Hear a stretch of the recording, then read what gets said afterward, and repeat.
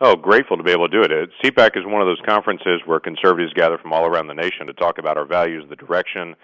It's a trend-setting conference where they invite people in to speak on the issues that we need to look at as a nation as conservatives. How we communicate, what we communicate, all of those things come up as critical areas there. So they've been the three-legged stool entity where they talk about faith issues, they talk about national defense, and they talk about basic good government.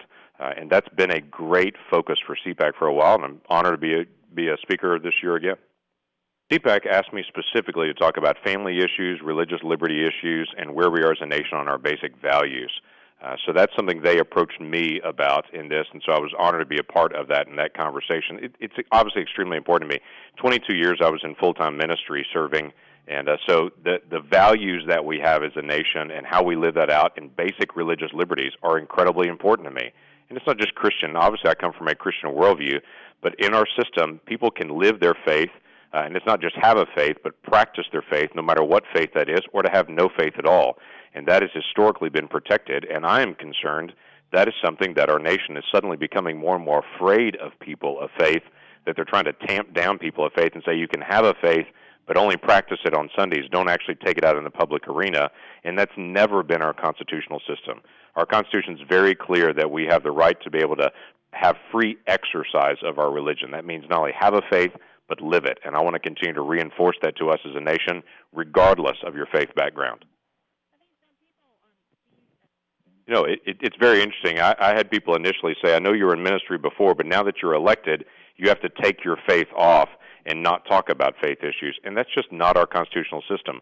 Article 6 of the Constitution protects any elected official from practicing their faith and being able to live their faith. That is built into our Constitution from the very beginning. That wasn't an amendment. That was one of the original articles, in Article 6 of the Constitution. It's also an issue that in America, we elect people of all faiths and all backgrounds. There are Muslim members of Congress.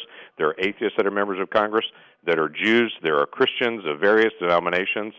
So that we don't ask anyone to say, if you're elected, you can no longer live your faith. I have a public responsibility, but also have a private obligation to be able to live my values.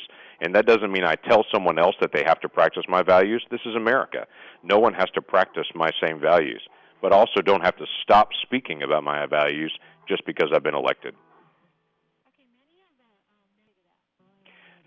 When I was elected into the House of Representatives in 2010, started serving in 2011, that class from 5 years ago was a revolutionary class that flipped the House of Representatives, that forced the nation to start thinking about debt issues again.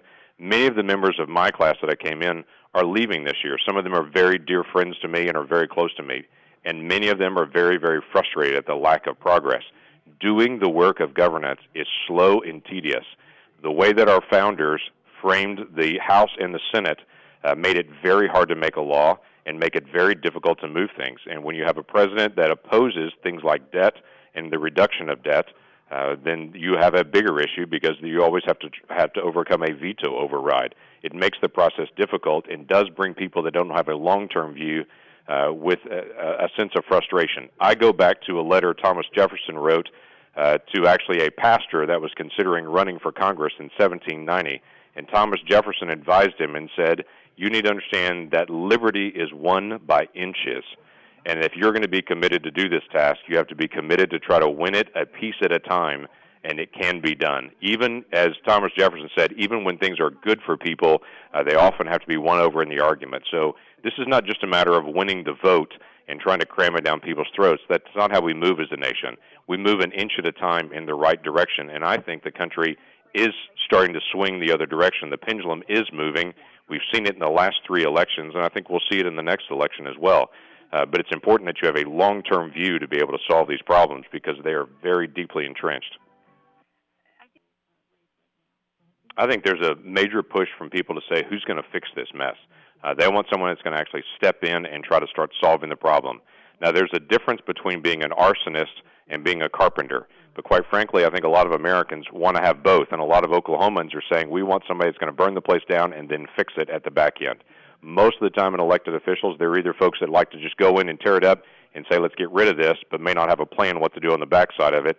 But you've also got to have a plan on the other side of it. How are you going to actually repair this and make it work right? I don't find Americans to be anti-government. There is a need to have government. It's just that we want them to be limited and we want them to be efficient. Government should do its job and not everyone else's job, and to be able to stay out of everyone else's business. And I think there's a real push, and quite frankly, from the conservatives like myself that want to actually engage and say, how do we actually fix this? The fascinating thing to me is, on the Democratic side, their battle is who can actually do more government. There's not enough government. So I think the nation's becoming more polarized on we have too much government or we don't have enough, because on the Democratic side, they're both running as hard as they can to say the problem is the federal government doesn't do enough and they need to do more. So we'll see how this gets resolved.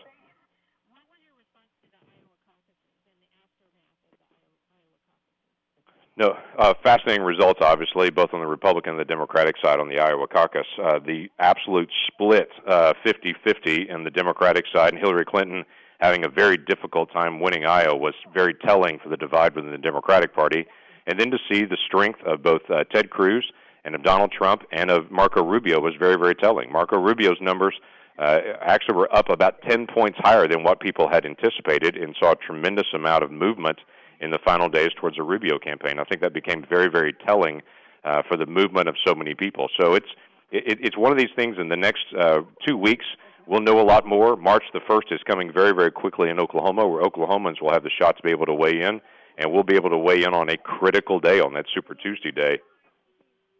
Do you think that the kerfuffle over Ben Carson supposedly going home for a week, do you think that had any impact on the results in Iowa? Yeah, I really don't even know how to read that, Tammy, to tell you the truth. I heard it, but I have no way to guess on that. I'd say the primary season is one of the most frustrating seasons I think we experience as a country, because not only are we have a difference in ideas and the direction of the country based on Republican, Democrat, and what's the role of government, whether we should have big government or small government, but the Democratic Party fights over their differences between the candidates when they have very small differences between those candidates, and the Republicans are in the same position. Our Republican candidates are very similar. They're probably 98% the same on many of their voting issues and their stands. They're very, very similar, yet everyone's beating each other up over this last 2%. And this isolationist that happens on it with many of the candidates that I hear the term all the time saying they're establishment, or they're conservative. It's an incredibly conservative group that's running on the Republican side for all of the candidates. Many of the candidates are very strongly into pro-life issues, are into national defense, into pulling down our debt and resolving the issues, very conservative-based issues, as well as the faith issues. There is no one candidate that owns all the faith community. There is no one candidate that defines what conservatism is. And so what I look forward to is us resolving this as a country and finding some way to be able to come back together again, because right now we're splitting hairs over very small differences between the candidates and trying to work on personality more than casting a big vision for where we want to go as a country. Have you picked a favorite? I have not announced yet. I know Senator Inhofe has announced that he is endorsed, but I have not announced an endorsement yet. I don't, and I would assume I'm going to continue to stay back. I'm going to watch how this plays out. I want to make sure that it's a very fair race in our state and everyone has good information. I think Oklahomans make great decisions, and they're able to engage with candidates. We have differences within our own party, and that's healthy. As long as everybody's got good information, Oklahomans make good decisions. Boy, not that I know of on that. I think we've covered a lot of the big issues, other than there's a lot happening in the United States Senate right now. The frustration that we all have trying to get 60 votes to be able to debate anything will be a reoccurring issue. But it's one of those things that it's incredibly important we watch.